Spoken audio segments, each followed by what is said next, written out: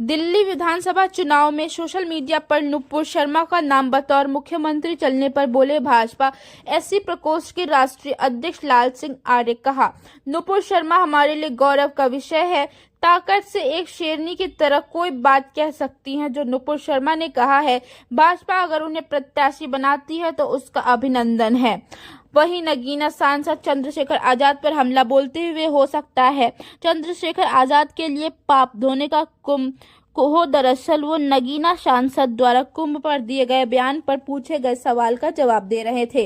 उन्होंने आगे कहा कि हमारे महापुरुषों ने कुंभ की कल्पना की सामाजिक समरसता के लिए की है। आज गंगा जी में डुबकी लगाने वाले से कोई नहीं पूछता वो दलित है या कोई और है, डुबकी क्यों लगा रहा है। भगवान तो सबके हैं।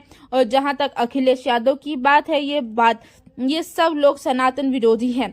इसको सनातन का वोट तो चाहिए, लेकिन सनातन का अपमान करने से नहीं मानते। देखो, जिन्होंने राम का विरोध किया आज तक सत्ता पर लौटे नहीं हैं और रावण नहीं रहे। अखिलेश यादव है क्या? दरअसल वो संविधान गौरव अभियान कार्यक्रम के तहत बतौर मुख्य अतिथि मुरादाबाद के पंचायत भवन में आयोजित कार्यक्रम में पहुंचे थे, जहां पर मंच से बोलते हुए कांग्रेस और इंडी गठबंधन पर जमकर हमला बोला।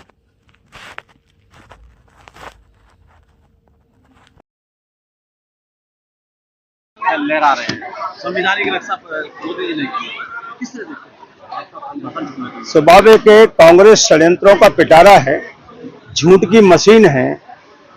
इसलिए मैं ये बात इसलिए कह रहा हूं कि हम संविधान दिखाकर वोट कमाने का षड्यंत्र तो कांग्रेस के राहुल गांधी करते हैं, लेकिन बाबा साहब के बताए हुए संविधान के हिसाब से नहीं चलते हैं, क्योंकि कांग्रेस की और राहुल गांधी की नीयत और नीयत अच्छी नहीं है। अगर कांग्रेस की नीयत और नीयत अच्छी होती तो देश में करोड़ों लोग गरीब नहीं होते।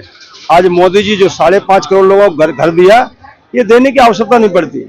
उनकी नीति और नीयत खराब थी, इसीलिए लोगों को हेल्थ की गारंटी नहीं मिल पाई। आज 5 लाख का हेल्थ की गारंटी मोदी जी गरीबों को दे रहे हैं।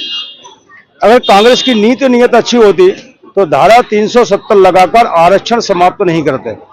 कांग्रेस की नीति और नीयत खराब थी, उसी का परिणाम है कि बाबा साहब अम्बेडकर का एक बार नहीं 1 दर्जन बार उन्होंने अपमान करने का काम किया है। और संविधान में लिखा है आर्थिक, राजनीतिक, सामाजिक बराबरी और अवसर की समानता है। मोदी जी ने दलित राष्ट्रपति बनाया, आदिवासी राष्ट्रपति बनाए। मोदी जी ने 12 कैबिनेट मंत्री पहली बार केंद्र में बनाए, 4 राज्यपाल बनाने का काम किया। रेलवे बोर्ड में और महालेखाकार नियंत्रक में आजादी के बाद से कभी अध्यक्ष नहीं बना, मोदी जी ने बनाने का काम किया। तो संविधान और बाबा साहब की भावना के अनुसार मोदी जी भारत में गरीब, शोषित, वंचित, महिला और सामान्य वर्ग में भी कोई गरीब है, उन सबकी चिंता करने का काम कर रहे हैं। इसलिए भाजपा के लिए, मोदी जी के लिए भारत का संविधान और अम्बेडकर जी श्रद्धा का केंद्र है। कांग्रेस के लिए वो केवल वोट प्राप्त करने के लिए। देखिए, सवाल था मेरा, आप भी के समुदाय से आते हैं, चंद्रशेखर यहाँ से सांसद हैं, वो कुंभ को लेकर के कह रहे हैं कि वहाँ तो पाप, जिसने पाप किया वो हो जाएंगे, तो कहीं समाज में 2 फाड़ कर रहे हैं क्या? जाकी रही भावना जैसी, प्रभु देखी मूरत तुम तैसी। मुझे लगता है कि हमारे महापुरुषों ने, हमारे ऋषि मुनियों ने कुंभ की कल्पना सामाजिक समरसता के लिए की है, आध्यात्मिक समरसता के लिए की है। आज गंगा जी में कोई डुबकी लगाता है, वो दलित हो, आदिवासी हो, पिछड़ा हो, सामान्य हो, कोई भी हो, कोई पूछने वाला नहीं कि तू डुबकी क्यों लगा रहा है। अरे भगवान तो सबके हैं। इसलिए गंगा जी में जो भी स्नान करता है, कुंभ में जाता है, वो सामाजिक समरसता की प्रेरणा कहीं ना कहीं देता है। आज हर प्रकार का संत वहां है, हर प्रकार का भक्त वहां जा रहा है, और इसलिए ये राष्ट्रीय एकता का कुंभ है, ये सामाजिक समरसता का कुंभ है। चंद्रशेखर आजाद के लिए हो सकता है पाप धोने का कुंभ हो। इसलिए मैं कहता हूं कि जिसकी रही भावना जैसी, प्रभु देखी मूरत तुम तैसी।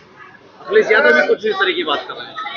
अखिलेश यादव, ये सब लोग सनातन विरोधी हैं। इनको सनातन का वोट तो चाहिए, लेकिन सनातन का अपमान करते हुए नहीं मानते हैं। देखो, मैं तो ये मानता हूं, जिन्होंने राम का विरोध किया आज तक सत्ता पर लौटे नहीं हैं। जो सनातन का विरोध करेंगे, जो अच्छाई का विरोध करेंगे, रावण भी हो, उसकी सत्ता नहीं रही है, तो अखिलेश यादव हैं क्या? अखिलेश यादव कह रहे हैं पीडीए बनाकर हम लोगों को अपनी ओर जोड़ रहे हैं, लेकिन भाजपा ने अब तक जो दलित शोषित वर्ग है उनके साथ में विपक्ष में जब रहते हैं तब वो जोड़ने की बात करते हैं, और सत्ता में रहते हैं तब दलितों पर अत्याचार करते हैं, महिलाओं पर अत्याचार करते हैं, डकैतों को पैदा करते हैं, लूटने का काम करते हैं, नल की टोटियां उखाड़ ले जाते हैं। तो विपक्ष में रहते तब ये कहते हैं, और सत्ता में रहते हैं तो लूटने का काम करते हैं। इसलिए जनता सब जानती है। दिल्ली के इलेक्शन को लेकर लगातार चर्चाएं चल रही है, किस तरह से दिल्ली के चुनाव में अब की बार भारतीय जनता पार्टी का 2/3 बहुमत के साथ कमल खिल रहा है। आप पार्टी के नेता केजरीवाल, उनको उप मुख्यमंत्री, मंत्री भ्रष्टाचार में जेल में जा चुके, ईमानदारी का चोला पहने थे, वो कलई खुल चुकी है। झोपड़पट्टी में, गरीबों में, दलितों में आज एक ही बात है कि 10 साल की सत्ता आप पार्टी की रही, ना तो पानी पहुंचा पाया, ना यमुना साफ कर पाई, ना सड़कें अच्छी बना पाई, ना हॉस्पिटल अच्छे दे पाए। ऐसे मुख्यमंत्री को और ऐसे मुख्यमंत्री की आप पार्टी को हराने का काम अब की बार दिल्ली की जनता ने ले लिया है। और मैं कह रहा हूं 8 तारीख को परिणाम आएगा, भारतीय जनता पार्टी की सरकार दिल्ली में अवश्य बनेगी। नुपुर शर्मा का नाम चल रहा है, नुपुर शर्मा का नाम की भाजपा। नुपुर शर्मा हमारे लिए गौरव का विषय है। ताकत से एक शेरनी की तरह कोई बात कह सकती है तो नुपुर शर्मा ने कहा है। भारतीय जनता पार्टी अगर उनको प्रत्याशी बना दिया तो उसका अभिनंदन।